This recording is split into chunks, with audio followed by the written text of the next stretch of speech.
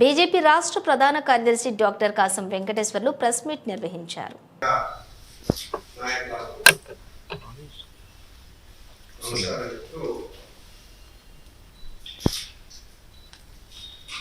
రాష్ట్ర ప్రభుత్వం కాంగ్రెస్ పార్టీ అధికారంలోకి వచ్చి సంవత్సరం పూర్తయింది. తర్వాత కొత్త సంవత్సరానికి కూడా స్వాగతం పలుకుతారు. ప్రజలందరూ తెలంగాణ ప్రజలు ప్రత్యేకంగా కంపెడు ఆశలు పెట్టుకుని కాంగ్రెస్ పార్టీ అధికారం ఇచ్చి ఇవాళ ఎందుకు ఇచ్చామో అధికారం మోసపోయినామని చెప్పేసి భావిస్తున్నట్టుగా కనిపిస్తారు. ఎక్కడికి పోయినా ప్రజలు ఇదే చర్చ గ్రామాలలో, ఇది ప్రభుత్వమా, కాంగ్రెస్ పార్టీ అధికారంలోకి వచ్చిన తర్వాత మమ్మల్ని ఏ రకంగా మోసం చేశారు చర్చ మాత్రమే జరుగుతున్న మరొకటి కాదు.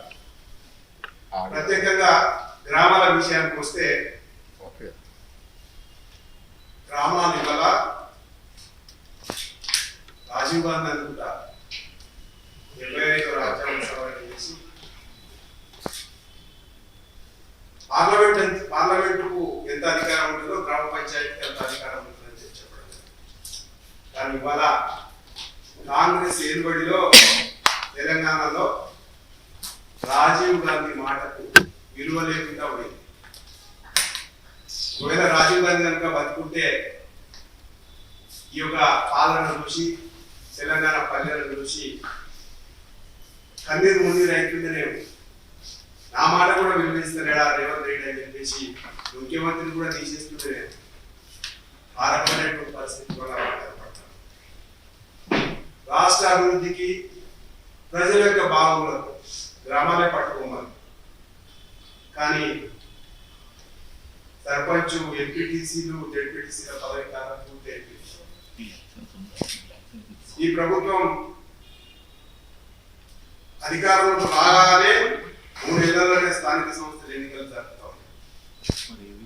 స్థానిక సంస్థల ఎన్నికలు జరపకపోను స్పెషల్ ఆఫీసర్ల పాలన తీసుకొచ్చి ఏ గ్రామానికి పోయినా ఇవాళ స్పెషల్ ఆఫీసర్ అంటూ కంటి కూడా కనపడుతుంది.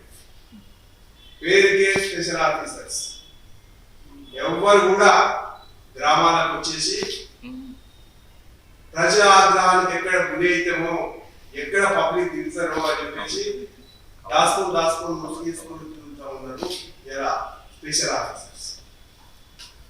గ్రామాలలో సెక్రటరీలు పాపం వాళ్ళ జీతాలే తక్కువ. ఒక్కొక్క సెక్రటరీ 2-3 గ్రామాలకు ఇన్ఛార్జ్ చేసి, ఎందుకంటే మన డిఎస్సి తర్వాత గ్రూప్ ఎగ్జామ్స్ ఖాళీ అయిపోయింది. ఇన్ఛార్జ్ పాలన పక్క 2-3 గ్రామ పంచాయతీలు వాళ్ళ ఇన్ఛార్జ్ చేస్తే వాళ్ళకు వచ్చే జీతం నుంచి ఖర్చు పెట్టే స్థాయి రాష్ట్ర ప్రభుత్వం వాళ్ళని ఇబ్బంది పెడుతున్నటువంటి పరిస్థితి కనపడుతుంది. వచ్చిన జీతాన్ని చెట్లకు నీళ్ళు ఏడగొట్టారే, లైట్లు ఏడ బాగా చేయాలి, కాలువలు ఏడంటే మురికి కాలువలు ఏడ వాటిని మురికి తీసియాలి. ఎక్కడ చూసినా సరే ఇవాళ చెట్లు ఎండిపోయే పరిస్థితి, మురికి కాలంలో మురుగు వాసన, దోమలు, ప్రజలంతా అనారోగ్యానికి గురవుతా ఉన్నారు. ఏదో ఒక్క నెలాంటి వాటి జీతం ఖర్చు పెట్టాడు, పాపం ఏదో ఇబ్బందులు పడతాడు.